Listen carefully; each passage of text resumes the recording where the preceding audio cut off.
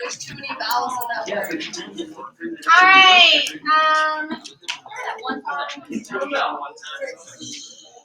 226, 2020. We are talking inverse trigonometric functions today. Inverse functions undo one another. And so the short introduction to inverse functions is if we know the sine of pi over 6, let's look at our unit circle for a second. Pi divided into 6 pieces means they're very small little slivers. So here is pi over 6. And what's the ordered pair at pi over 6?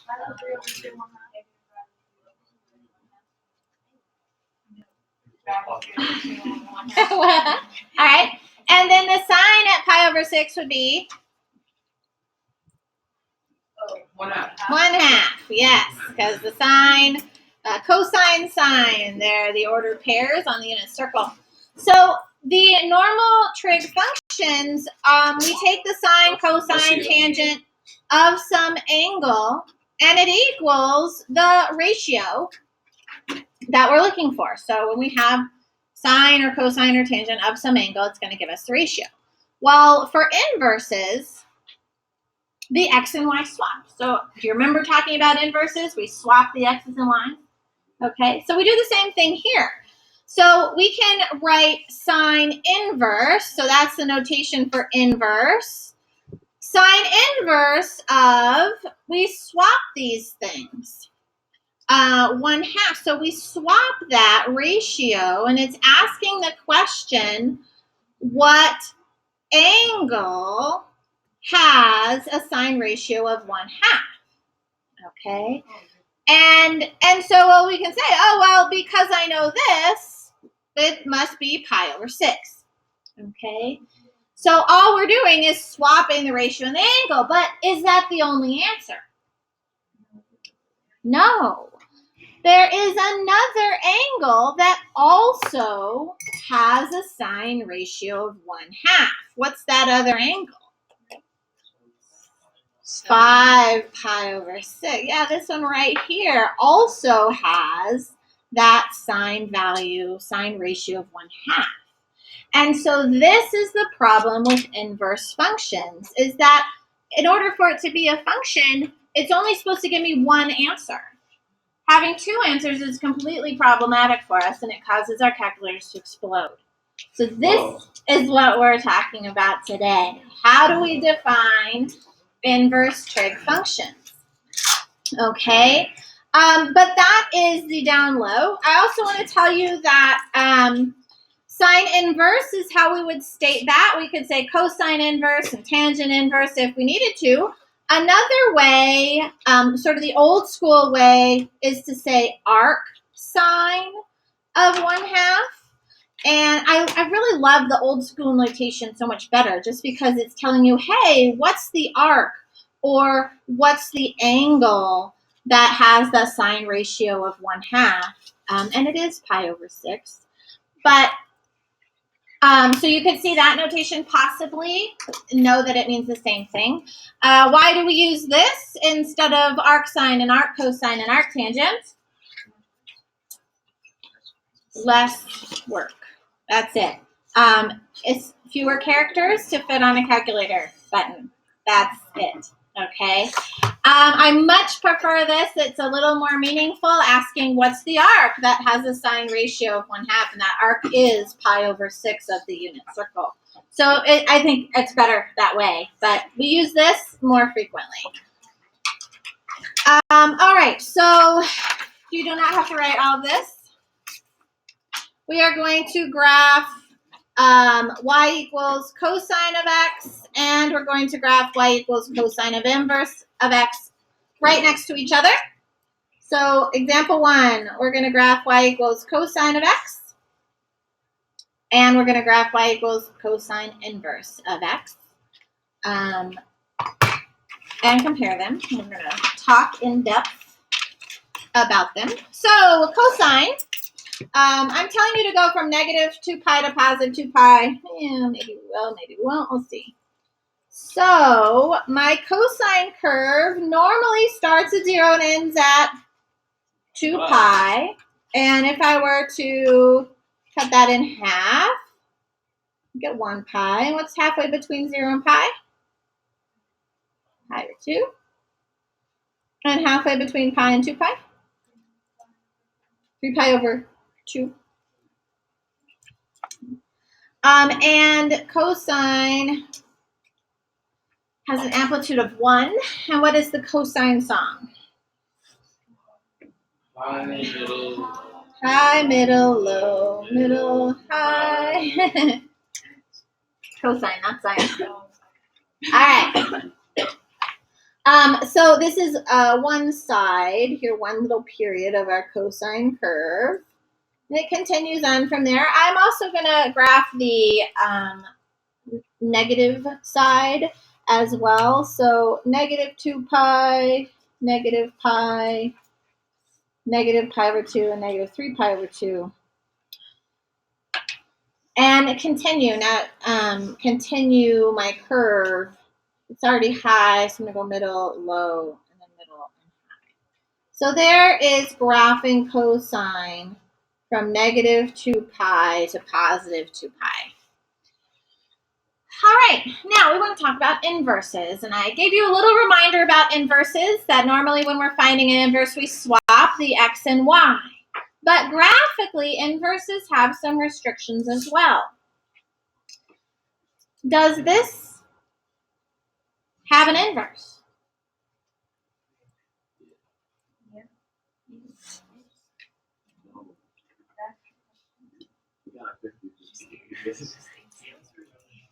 I'm going to say maybe. Yes. So, do you, this is a function. What makes this a function? It passes the vertical line. It passes the vertical line test. Okay, so we remember the vertical line test. Inverses had to pass a different test. The horizontal line test. Oh. So does this have an inverse? No, it fails the horizontal line test, which means, hey, this is not allowed to have an inverse. And the reason is exactly what I talked about before. We get more than one answer. That's a problem, okay? Because of that, we have to restrict the domain of this function. So what we do is we say, hey, we're not going to look at the entire cosine curve from negative infinity to positive infinity. Let's just focus in on a small section that does pass the horizontal line test. And so the question is, which part of the graph do we look at? 0 to pi. Hey, that's a really good first guess there. 0 to pi. From 0 to pi is a great section of this graph. It passes through all of the y ranges from -1 all the way to +1. So for instance, if we had, we couldn't have gone from negative pi over 2 to pi over 2 because that doesn't pass the horizontal line test. Could we have gone from pi to 2 pi? Yeah, we totally could have. But how come? Why would somebody choose to go from 0 to pi versus pi to 2 pi? Because it's going from up to down. It has 0 in it. Nice. Smaller numbers. That's it. Okay, we're lazy. Ultimately, if you're always focused on mathematicians are ultimately just lazy asses, then you'll get the right answer. Okay? So when we are looking at this, we restrict the domain so that it's going just from 0 to pi. Now, thinking about my inverse function, when we do inverses, all we're doing is swapping x's and y's. So if I know this graph already, and I have some ordered pairs like pi negative 1 and pi over 2, 0, and 0, 1. I've got some ordered pairs, and I want to do the inverse. All I have to do is swap those ordered pairs. So this ordered pair, pi negative 1, is going to swap and become what? Negative 1 pi. Yeah, negative 1 pi, right there. Negative 1 pi. This ordered pair, pi over 2, 0, is going to swap and become what? 0 pi over 2, right there. And this ordered pair, 0, 1, is going to swap and become 1, 0. Totally crazy. And it turns out it's not a straight line. It has this little curve to it. And if you didn't remember that, you can absolutely graph it on your calculator. So cosine inverse is a second function. You do shift and then cosine inverse. So shift cosine inverse of x. And if I set my window, I'm going to go ahead and change my viewing window. I'm just maybe going to go from negative 1 to 1. Sorry, I'm not used to this calculator. And then, I don't know, negative 1 to pi, maybe for my maximum. And then graph that. You can see it has this sort of, I don't know if you'd call that a slide shape. It definitely looks like my kid's slide. All right, so this is the cosine inverse function. Now, when we look at the cosine inverse function, what's its domain? Negative 1 to 1, which was the range of our cosine function, if you remember. The range became the domain because it's the inverse. The x's and y's swap, so do the domains and ranges. What's the range of this inverse function? 0 to pi. 0 to pi. Instead of, negative infinity to infinity. And why is it 0 to pi? Because we had to restrict it in order to have an inverse, okay? This is the important part. These are the answers. All of our answers when we use inverse functions have to come from 0 to pi on the unit circle. So when we're answering questions about cosine inverse, we're thinking, hey, I only need to look on the unit circle for the answer between 0 and pi. So I get to restrict my unit circle. I can ignore half of it. Yay. Okay? And what that's going to do for us is that's going to eliminate that double possible answer scenario. Because there should only ever be one answer. All right? That's what we love about math. There's one right answer. Not like English. Don't get me started on English.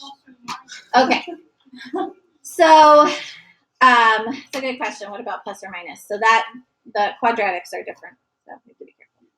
All right. So this is what we pay most attention to, that the range is from 0 to pi, or I like to just say the top half of the unit circle. So that's the question today. Which half do we look at for cosine inverse? Top half. Okay. All right, good. Questions on that? All right, same thing. Let's do sine. Example 2. Example 2, let's graph sine of x and sine inverse of x.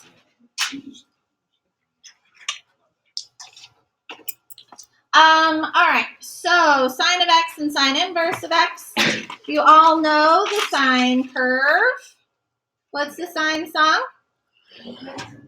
Middle, high, middle, low, middle. Okay, good.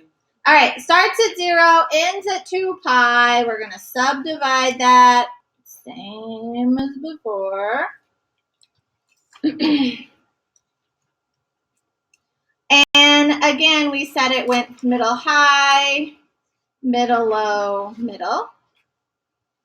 So there's the one rotation of our unit circle right there.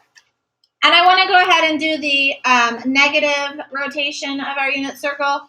So I'm going to make all these negative as well. So negative 2 pi, negative pi, negative pi over 2, and negative 3 pi over 2. Now, don't sing the song again.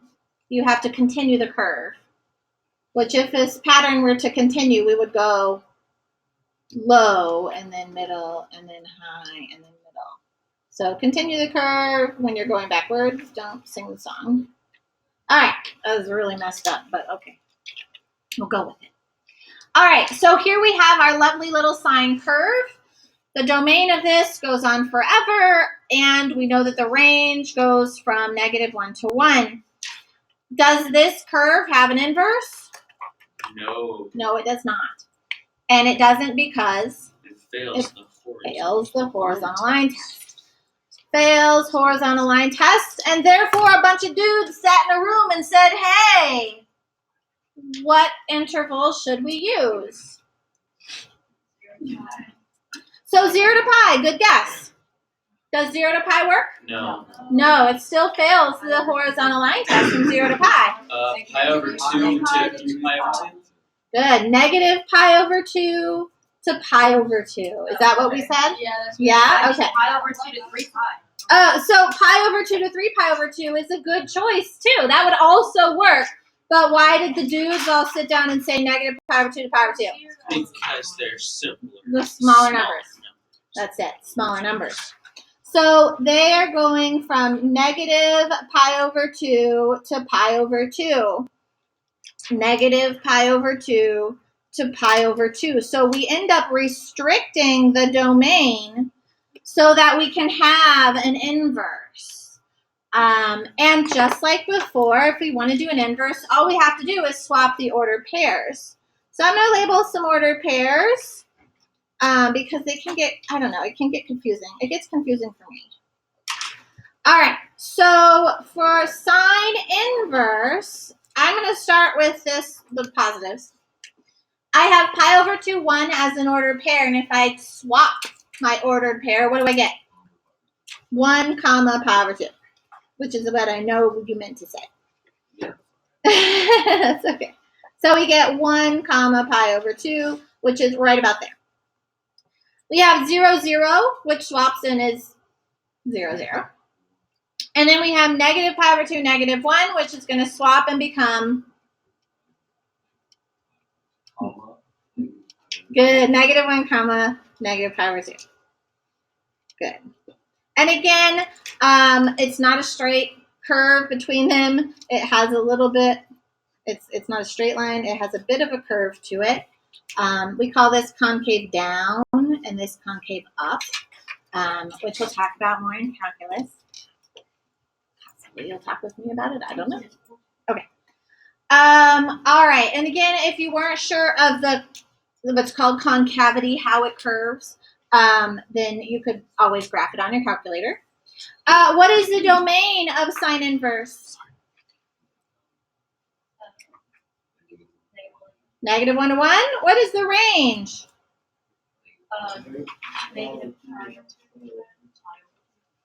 Negative pi over 2 to pi over 2. Awesome. And again, this is the part that we care about because when we're giving answers, all of our answers need to be between negative pi over 2 and pi over 2. Now, when I think about the unit circle and where that is, where's negative pi over 2? Straight down, yeah, negative pi over 2 and positive pi over 2, straight up. So it's the right half of our unit circle that we're interested in. And they're also really, really small numbers. So we want either a positive angle that gets us there really fast, or we want a negative angle that gets us there really quickly. We don't want an angle that wraps all the way around, passing through quadrant 2 and 3, and maybe ending up in quadrant 4. We can't do that. Over here is quicksand. It's no man's land. You enter, you die. Okay? So don't pass through 2 and 3. We want to get there quickly using negative angle measures, okay?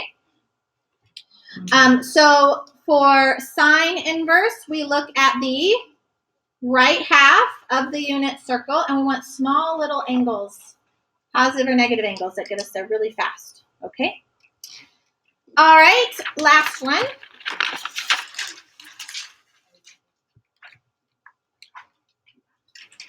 So again, comparing graphs, y equals tangent of x and y equals tangent inverse.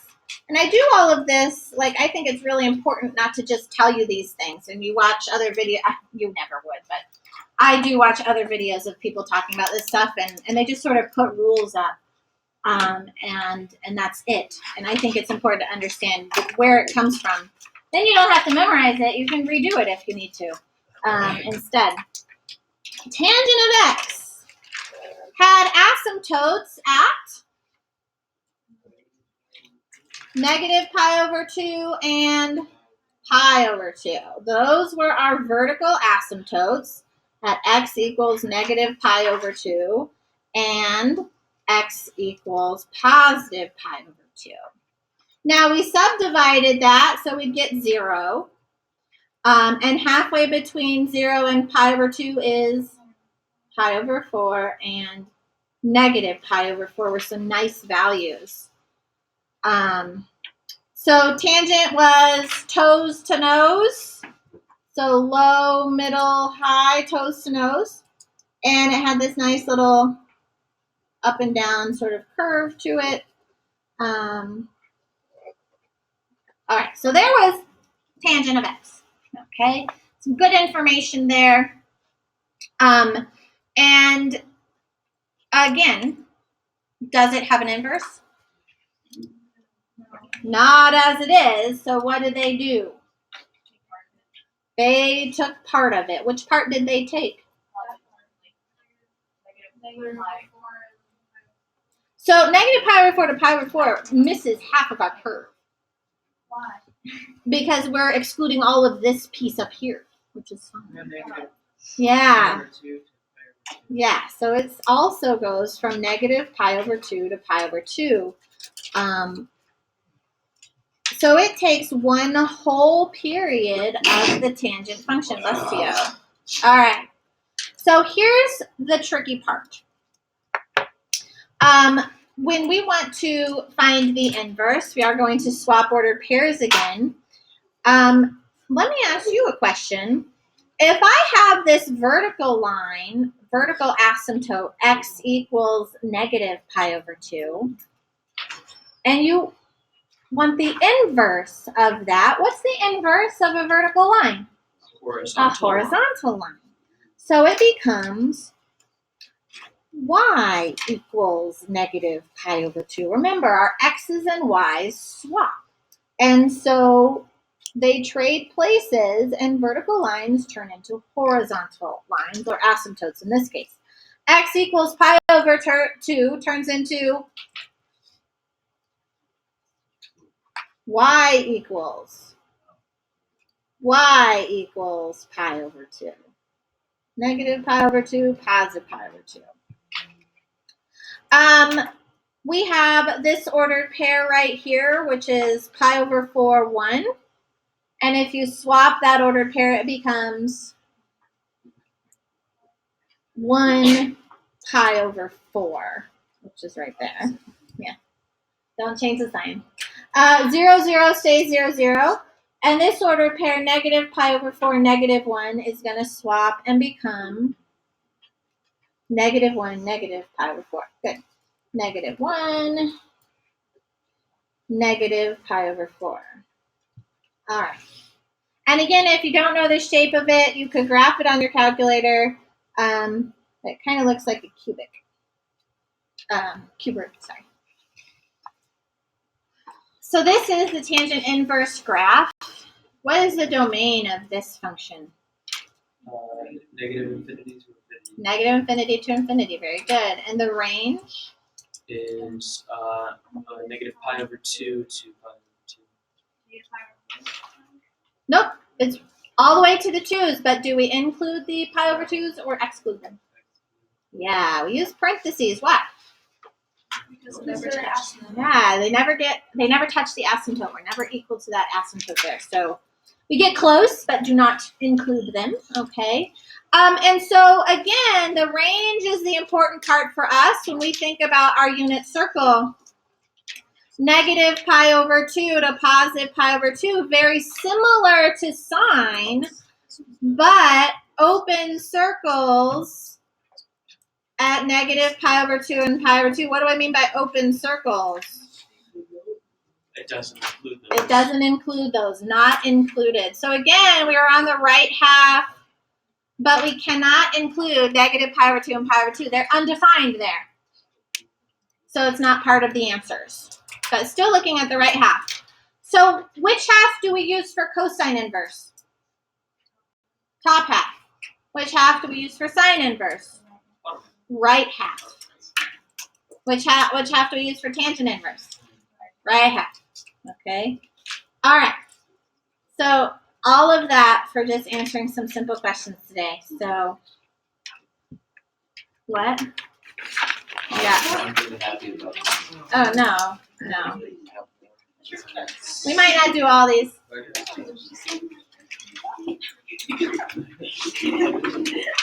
Oh no, we're not done.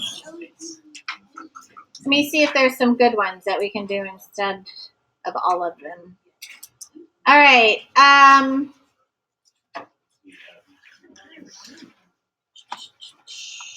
Okay. Let's go ahead and just start with A here. This is saying we want to find the exact value. Again, this is exact value stuff from our unit circle. When we have an inverse function, this is saying what angle has a sine ratio of radical 3 over 2. So I'm going to think about my unit circle. And this is sine inverse. Which half of the unit circle do we care about? Right half. Right half. Okay. And this is a positive radical 3 over 2. So should I be drawing, should our answer come from up here in like quadrant 1 or quadrant 4? Sine is positive up here. So radical 3 over 2, what angle is that? 3 choices. 60 pi over 3 right there. That is root 3 over 2 in that y position and that sine position there. And that would be pi over 3. We always answer in radians. All right. You'll notice we didn't answer 2 pi over 3, did we?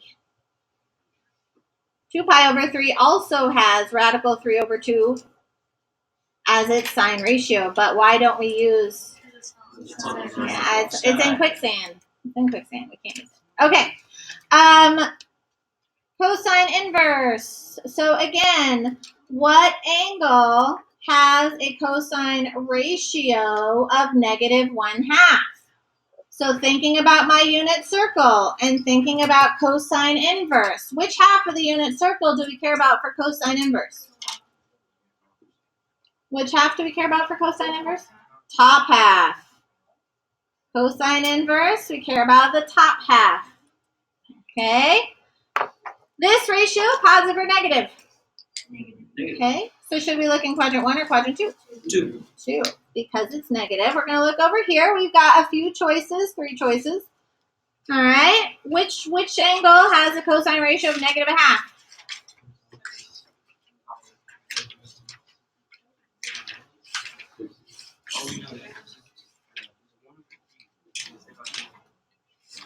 What's this one? Yes. 2 pi over 3 is correct. This one has a cosine value of negative 1/2 right here. That is 2 pi's over 3 for our angle measure.